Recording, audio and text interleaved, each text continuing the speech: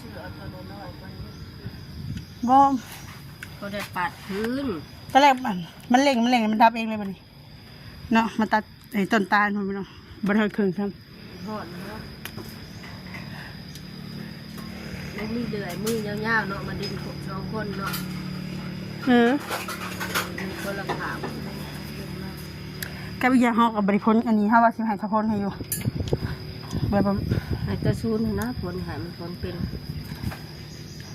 จักลงซูนนี่ก็พอแล้วมาตัดให้เนาะ รักน้ำบักโทนแล้ว เราอ่อนเราเอาแพงตีบ่เนาะ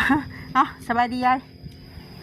สบายดี ป้ามึงเมาไรแสดงว่าคืน นอนเก็บมันคืนนี่ ตัดได้น้อยเดียวนึงบัดพ่อหมู่บ้านเขาตัดเป็นมือเด้เขาตัดเป็นมือเขาตัดไม้หมักแมวเด้ไม้แกนแล้วมาถึงตัวนี้มันเป็นน้ำ แม่ หมักต้นตาลเป็นน้ำเอาไปหน่อยแล้วบัดนี้จักข้าวผัดอันนั้นเลย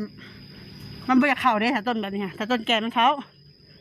ถ้านี้มันเป็นพอมันสิหนีบร้ายกว่าถ้าว่าปวดมันเหลือแค่นี้ค่ะ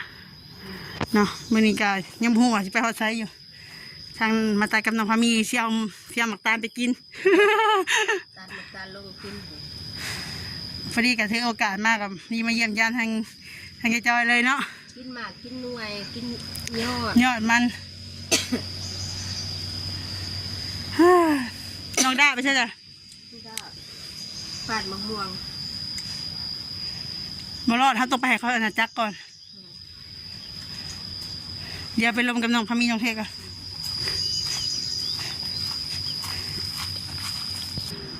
ยังน้องลง เข้ามา ยังหันมานี่เลย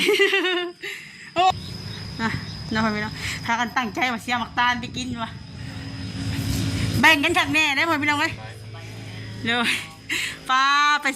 ปได้มาได้เด้บัดนี้เนาะมาพอกันสองคนเนี่ย มาเนี่ยแหละ นัดกันบ่มีเอฟซีว่าคือไปเห็นเบาเทศกับเบาพามีไปนำกันว่าเขาเงินผิดใจกันบ่ว่ะเอาอธิบายดูอธิบายดูผิดใจกันบ่ ไปพี่น้องว่า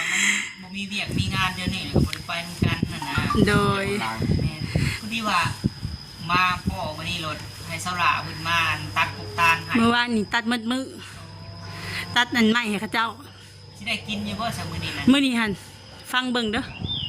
จักแบบว่าจักเขามันจะเคยแปลงมาเลยนะแบบต้นตาลมันเปียกเด้มันเปียกแล้วมันเหนียวแล้วมันอยากหนีมันอยากเขาอีกอย่างอ่ะแบบคนตัดเป็นแต่ทนบ่เป็นเขาต้องให้เขาพ้นให้แต่ว่าเดี๋ยวก่อนคิดหาวิธีก่อนตอนนี้มันฮอดตอนนี้ เมื่อวานนี่ก็ยังมันดาดเขาจะพองมาเลยค่ะข้างในนี่เป็นพองแบบว่าน้ำร้อนลวกอันนี้จักอะไรดาดนะ ฮอดเนาะ บ่จักป้ออยู่ผู้เดียวเนาะกับหัวควันตัวเองกับปนั่นบ่กล้าเว้าดังนี่ยันกับหัวควัน พอดีมื้อน่ะก็เช้าหลักมาหาน้องพามีเนาะก็มาขอความช่วยเหลือทางน้องพามียืมเงินเพิ่นเนี่ยนะก็พอดีทางผู้ใหญ่ใจดีก็เห็นทางช่องน้องพามีเพิ่นก็เลยฝากเงินมาใส่นี้น้องพามีโดยคำว่าได้น้องพามีสลากก็ยังบ่ทันเช้าซ้ำนี่ฮะมันก็ใครแน่ ยามากินบ่ แม่นค่อยออกจากเจ้าเขาก็ไปซื้อยาเลยแต่ให้หมอเพิ่นจัดให้อีพ่อก็เอาไปกินน้ำเด้แล้วเห็นมันแวบเด้แบบว่ามันเป็นยา กระดูกบ่ ปวดทางในบ่มันถึกเส้นเฮาเด้แพ้เฮาอ่ะมันก็เลยอันนี้เป็นผิด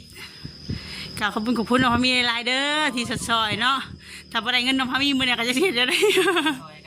กำลังเอาอยู่มื้อนี้ค่ะโอ้ยคิดหาทางไหนก็บอกคิดเห็นน้องพามีก็เสร็จหาน้องพามีกันว่าก็พอดีสิได้ใส่นี่น้องพามีเลยบ่ใส่บ่ได้เนาะเพิ่นฝากมาใส่ให้เลยแม่นไง หาเงินจะได้บ่ดิจักกระตัดบ่ได้เนาะเมื่อยเนาะมันฮ้อนเด้พอดีเลยค่ะที่โอกาสเจ๊น้องพามีอยู่นี่ มาแป๊ะแล้วเข้า เลยเนาะเขาก็บริพ่อบาเทศด้วยแหละพ่อเมื่อไหร่ในงานแต่งเจ้าก็ไปถ่ายสมองขักแท้ มาแล้วบ่ ถ่ายใกล้กระเดียกกระโดดเนาะขอจะยิ่งเข่าบ่ลง พี่ลึกนะเอาใส่หนีน้องพามีเนาะ เอาไว้บ่ ยังหา10,000เนี่ยหา10,000พอดีซื้อเอาไปซื้อนะ น้ำคนละถุงได้แล้วโอ้พี่น้องเอ้ย300,000เสาหลาเพิ่นให้ เอาก็ซื้อน้ำคนละทงกับใส่หนีเลยเนาะหา10,000นี่กันเนาะ เดี๋ยวจะเอาน้ำมาให้ติ๊บข่อยบอก เอาบ่แม่นติดเด้อยัง50,000เนาะ ไม่สร้างหาซิปบอก อ่ะอันนั้นเพราะว่ามันตัดบ่ได้เดี๋ยวข่อยอันนั้นซื้อเองก็ได้ตัวนะฮะนะ แล้วซาดบัดนี้เนาะมันจะกินน้ำตาลนี่ ต้องได้ไปเปลี่ยนก่อนบ้างครับ ทุกคนให้เขาเบิ่งให้ก่อนเฮาก็บ่ฮู้ว่ามันเป็นหย่อนหยังเนาะขอบใจน้องเขามีหลายๆเด้อ แต่คือการเด้อไผอันซอยเจ้ามาฮะ แม่ทั้งมีทั้งอ้ายแล้วก็มีทั้งคุณป้าเพิ่นอยู่ฮ่องกงแล้วก็อ้ายเพิ่นอยู่ต่างประเทศ โดยขอบใจหลายๆเด้อเนาะไอเจดีแล้วก็ป้าเจดีบอกอยู่ต่างประเทศเนาะวันนี้เพิ่นฝากเงินให้สาวหลาเพิ่นมาใส่ อันนี้เป็นป้าใจดีอยู่ฮ่องกงอันนี้ฮะ โดยขอบคุณหลายๆเด้อเนาะให้เพิ่นอยู่ดีมีแฮงพอด้วยความสุขความเจริญเนาะสุขกายสบายใจเนาะเพราะว่ามีก็คิดเห็นพี่น้องเอ้ยเนาะยามเพิ่นบ่มีก็เอาให้เนาะเฮากับมีแต่ว่าบ่หลายบ่ค่อยมีก็คือผู้ใหญ่เพิ่นให้น้ำมูกน้ำมันแล้วก็เก็บไว้เพื่อว่าคือแบบสี่แหละพี่น้องเนาะยามหมู่บ่มีบ่ทวงบ่ทันก็บ่ได้ให้หมู่ แม่มีแต่ส่วนร้ายกับมีแต่ทางเฮานี่แหละรบกวนน้องเขามีหลาย ส่วนน้องเขามีบ่ค่อยไปได้ดอกนอกจากว่าล่ะมาเฮ็ดนั่นเฮ็ดนี่ใส่เฮาแน่แล้วก็เพิ่นก็ให้กินน้ำกินในแบบใส่น้ำมันแบบนี้นะ คนเฮาก็อาศัยการยามดีแหละพี่น้องเอ้ยเนาะ แฮมเดี๋ยวทำอะไรอยู่เหรอ ลงคลิป เอ้าถ่ายแล้วเหรอใช่บอกเมื่อกี้นี่ บอลลงคลิปมันจะก่อน หน้าคือไซส์แท้ป่ะพี่ วันนี้บอกใส่ มันใส่เองน้องพามี ขอบริทายัง บอ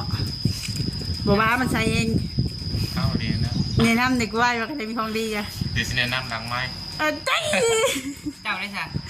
อย่าถามนั่นนะเคี้ยวลืม ใส่ครีมในสมปองเห็นบอก เขาใส่แต่ว่าคันเขาบางเทื่อก็ใส่แบบนึกขึ้นแล้วก็ใส่นะบัดเช้าแบบ เห็นรีวิวอยู่เมื่อนั้นนะ แม่นบ่ตอนแรกเขาก็ใส่ดีแต่ว่าเขาเป็นคนขี้ข้านมักเขาบ่มักท่านะเลยแบบเป็นด้นท่าเท่านึงแบบนี้นะหน้ามันก็เลยเป็นบอกอันนี้แต่ว่าท่าปกติเนาะไม่เนาะท่าปกติมันอาจจะงาม เท้าวันทาปกติ แต่ว่าอันนี้เขาก็เริ่มท่าตอนแรกเนาะแล้วก็ลังๆก็ลืมเป้าอีกเพื่อนก็ไปท่าเนี่ยเวลานึกขึ้นแรกก็ท่าอีกกันคันท่ามาได้กันจนล้นหนาวแล้ว ให้มันเช้าอันนี้เดี๋ยวเขาก็สิไปหาทางยังก็จ้อยบอกจ้อย ไม่จอย เขาไปดูจักสื่อแล้วได้เขาเดือยแต่ตีเนาะพอเขาอายุ30ปลายเลยเนาะ ก็ได้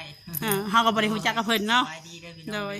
ก็หูจักกับบ่ลึงปานใดหั่นนะก็เลยบ่จักซื้อเพิ่นว่าซั่นซะ โดย ขอมาขอบใจหลายเด้อน้องเขามีเด้อยอดวิวปังๆโดยเนาะพ่อพี่น้องจักกะอะไรอีกแล้วเดี๋ยวก็มาหาทางคุณยายเพิ่นบัดนี้ไม่ได้ยายบ่ได้กินสมักตาลสักตอนจ้ะ เอาบ่ได้กินเลย เขาไปเบิ่งจักก่อน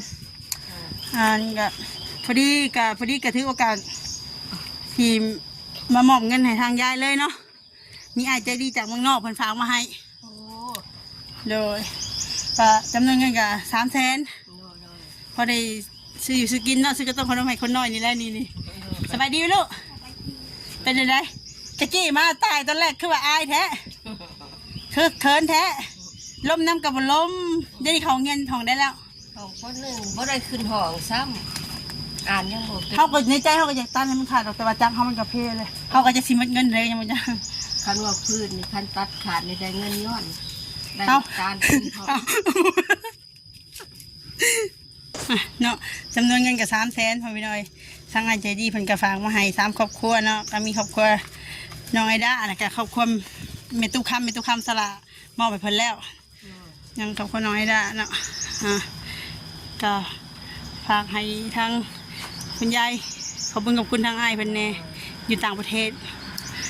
เอา6,000 ขอบคุณอ้ายใจดีเด้อที่ส่งเงินให้แม่จอยกับร้านไอด้าพอได้ไว้ซื้อข้าวซื้อน้ำกินแม่จอยก็ได้หับแล้วเด้อแต่นี่ต่อไปก็ขอให้อ้ายใจดีเนาะที่อุปถัมภ์ค้ำสู้ทุกคนที่ผู้ทุกข์ผู้ยากขอให้อ้ายมีสุขภาพเข้มแข็งความเจ็บอย่าให้ได้ความไข้อย่าให้มีไปบ่ให้ข้ามาบ่ให้คล้องไปทางรถทางล่างก็ขอให้เพิ่นมาหอดเฮือนหอดซานเด้อแต่นี่ต่อไปก็ขอให้เพิ่นมี ความสุขความเจริญเนาะ ให้ร่ำให้รวยคนเก่าเด้อ สาธุ อยู่เป็นหมโพหมไส้ให้ร้านเป็นนานๆเด้อให้เพิ่นทางคนมีกว่าเก่าสาธุ เลยเนาะต้องขอบคุณทางไอ้ไลเดอร์ที่ให้สลามาเป็นสะพานบุญก็ฝากทางเงินให้สลามาให้เป็นสะพานบุญใน3ครอบครัวแล้วก็ให้สลาพร้อมเนาะโดยก็ขอให้ทั้งอ้ายอยู่ดีมีแห้งสุขภาพเข้มแข็งปราศจากโรคภัยไข้เจ็บเงินคำไรมาเทมาเด้อสาธุคิดยังทำยังก็ขอให้สมความมุ่งมั่นปรารถนาทุกประการทุกสิ่งทุกอย่างเด้อสำหรับคลิปนี้ก็สิเลยเนาะมีประจักษ์จีจบคลิปแล้วโดยเนาะเป็นการหยอกสลาเนาะถ่ายรูปอยากเห็นหน้าสลาบ่งามบ่กล่องไฟสิงามบ่โดยสำหรับคลิปนี้เขากล่าวคำว่าสบายดี